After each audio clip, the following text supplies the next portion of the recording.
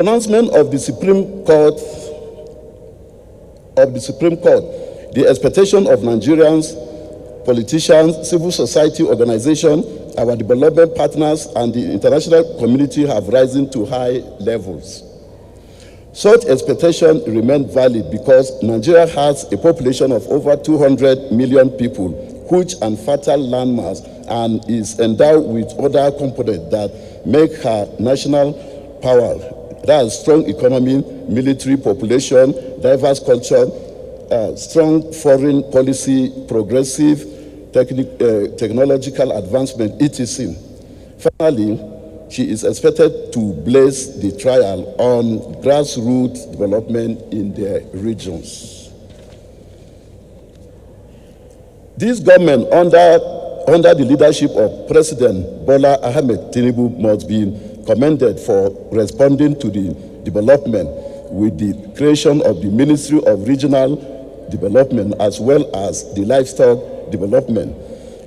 These two entities, working with other ministries such as Agriculture and Rural and Food Security, Water Resources, Health, Works, Housing, Communication, etc., are expected to stimulate development at the grassroots effectively. The government of President Bola Ahmed Tinubu, on its part, recognizes that though the Supreme Court's decision affirming the autonomy of local governments in Nigeria marks a crucial step towards strengthening governance at the grassroots level, there are constitutional and systemic issues that need to be resolved so as to achieve the full implementation of this ruling. Amongst other steps, the federal government has established an implementation committee under the chairmanship of the SGF. Other members include the Minister of Justice, Finance, Budget and National Planning, Accountant General of the Federation, Chairman, Revenue, Mobilization and Fiscal Allocation Commission, the Nigerian Governors Forum, NGF, and the ALGOM. The engagement with the NGF and LON is aimed at minimizing conflicting stakeholder interests that may either exist or arise. The federal government has similarly been engaging with the National Assembly to facilitate the successful navigation of a number of challenges that may be constitutional in nature. In order to bring accountable democracy to the local government area, the federal government instituted a policy which ensured that only local government areas with democratically elected chairmen and councillors will remain eligible for monthly allocation. What is meant by this? It is that all our local governments, all the 774 local governments must conduct their elections. They must conduct their election and select and then allow the people to select their chairmen, their councillors, and so on. This has resulted in the elimination of use of caretaker commissions in most states. The country has also been witnessing a flurry of local government elections occurring in non-compliant states.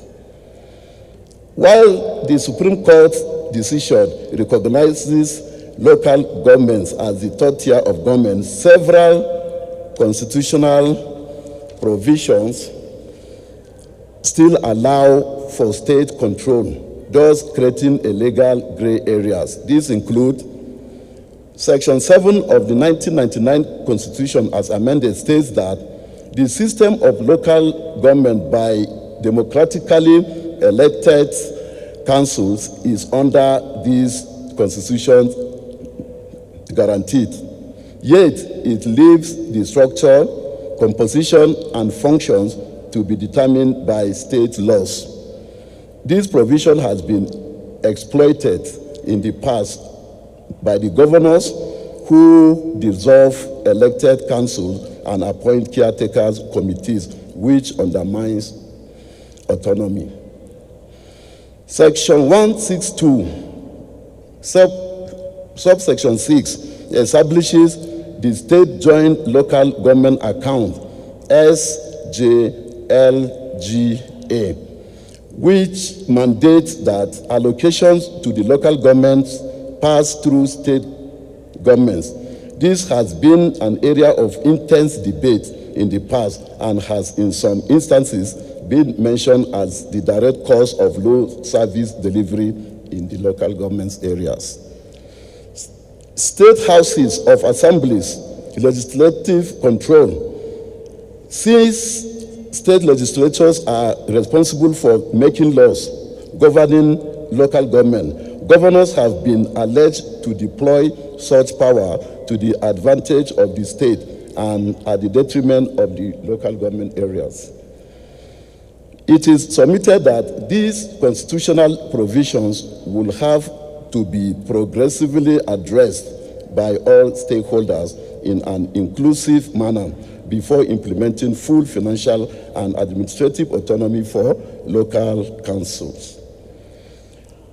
Beyond these constitutional issues, there are several other factors that require dissection, clarity, and depth management if Nigeria must successfully deliver the objective of local government autonomy. These include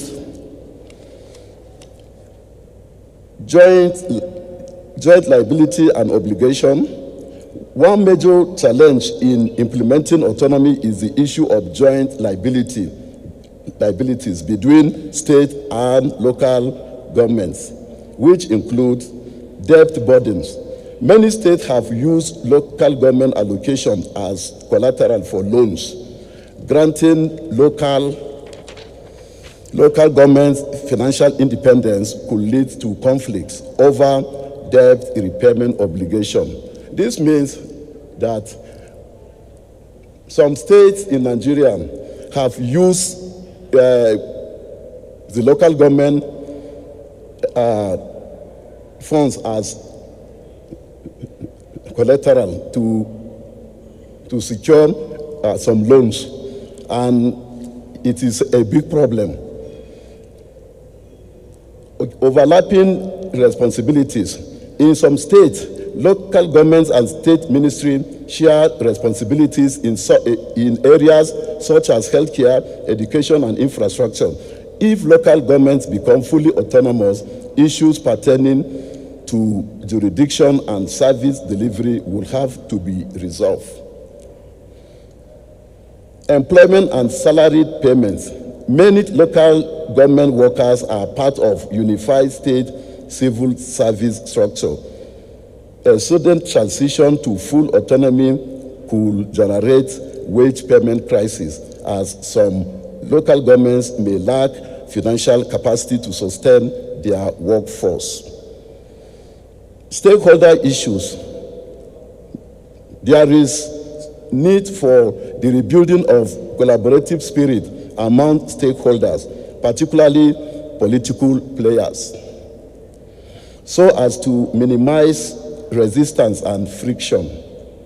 This is particularly required in the management of the position of the Nigerian Governors Forum, as well as the attendant political interests in each state regarding full local government autonomy. Similarly, attention has to be paid to state assembly, especially in the requirement for the passage of the legislation supporting local government autonomy. Civil society and local communities, while autonomy benefits the grassroots, many of the communities lack awareness of its implication. Without active pressure from civil societies, implementation, underscoring transparency, accountability, consequence management, implementation may be slow. Are there opportunities for sustainable local governance in Nigeria? A question. Yes. The answer is A profound yes. So much has been put in public space regarding opportunities for effective and accountable local governance in Nigeria, and the Supreme Court has rightly paved this way for national development from grassroots upward. The federal government has equally prioritized this policy approach of building a strong infrastructural base for national development. Ladies and gentlemen, please, my speech is very long. Please bear with me. It is, however, a fact that in addition to the 20% allocation going to the 774 local government areas from the Federation account, there are great opportunities for sources of internally generated revenue to be maximally harnessed in a manner that can support sustainability. These opportunities include: 1, sustainable internal revenue generation for local governments. For true autonomy, local governments must minimize dependency on federal allocations and explore internal revenue generation, IGR, from different options that are available. This includes property and land-based taxes, such as land use charges on residential and commercial properties based on market value, ground rent, building permits, and the development levies. 2, agricultural and market revenue through produce taxes and levy on agricultural commodities like palm oil, cocoa, and livestock. 3, fees collectible from market as a result of activities of traders and businesses operating in local government controlled markets. 4, transportation and motor park fees collected from vehicle and motorcycle registration and license of commercial vehicles and motorcycles. 5, parking fees. Parking fees are charged for parking space within the local government areas. Number 6, tourism, hospitality, and recreational revenue. Number 7, heritage and cultural fee by monetizing local tourists from community-based tourism, which might involve partnering with private investors to develop local tourism sites under public-private partnership, PPP. 8, infrastructure development through PPP to build and maintain roads, markets, and healthcare facilities. Next, waste management services, including monetized refuse collection and environmental sanitation services. 20, leveraging technology and digital economy and e-government platforms to improve revenue collection, building ICT business hubs, encouraging digital businesses, and taxing tech-driven services to achieve sustainability for the effective governance and less financial dependence on the federal government allocation. Local governments must implement transparent tax collection systems, ensure proper accountability, and invest in revenue administration technology. The federal government is not oblivious of the fact that the states are already active players in the space for some of these revenue sources available to the local government areas. That notwithstanding, areas of conflict, overlaps, and inhibitions previously experienced should be minimized with the recognition of the local government areas, the third tier of government. Let me remind us that majority of the programs and accomplishments of the Tinubu administration across the nation have been targeted as foundational for growth from the bottom upwards. A rundown of this includes infrastructure projects such as the Sokoto to Badagry Superhighway, capable of evacuation of produce and goods from end to end in 12 hours, and it is potentially capable of providing over 50 power and irrigation dams when completed. Lagos to the Calabar Coastal Highway, capable of opening up the economy along the coastline. Railway infrastructure development, investment in the energy sector through rural electrification, investment in the education sector through human capital development, investment in communications through rural telephony and mobile networks, and investment in the health sector and particularly primary health care.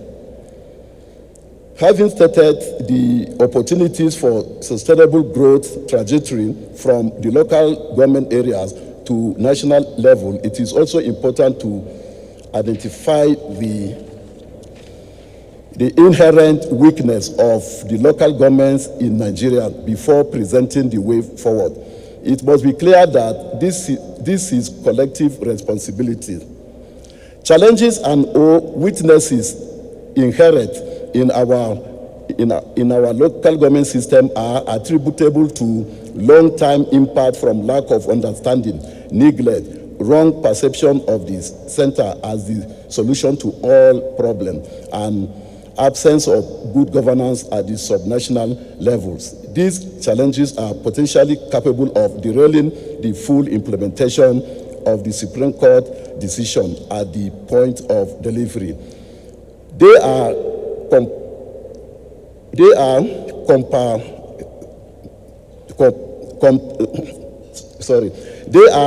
compartmentalized below. 1. Absence of frameworks for implementation. Translating judicial pronouncement into actionable policies require robust framework. It is therefore imperative that state government and other stakeholders comply with the judgment. This necessitates vigilant oversight and the establishment of mechanisms to prevent undue interference. Capacity constraints. Many local governments grapple with inadequate administrative and financial management capacities without proper training and resources.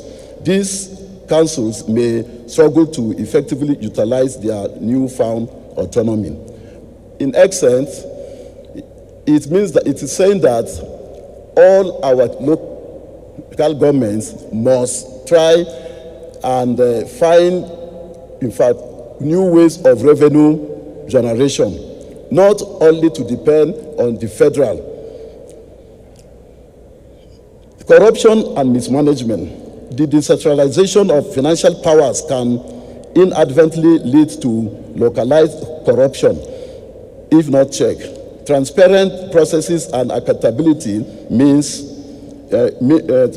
are essential to prevent the misappropriation of public funds. Public awareness and engagement. For local government to thrive, citizens must be well informed and actively participate in decision-making process. Currently, there is a significant gap in public awareness regarding the roles and the responsibility of local governments. There is a strong need for integration into the national development initiative and plans. The capacity for planning, conceptualization, and implementation at the local government level is still very low and require a lot of building and upgrading.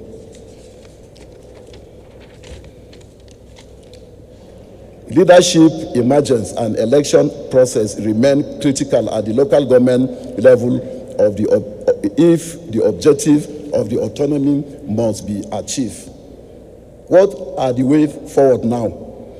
The way forward, strategies for effective local governance.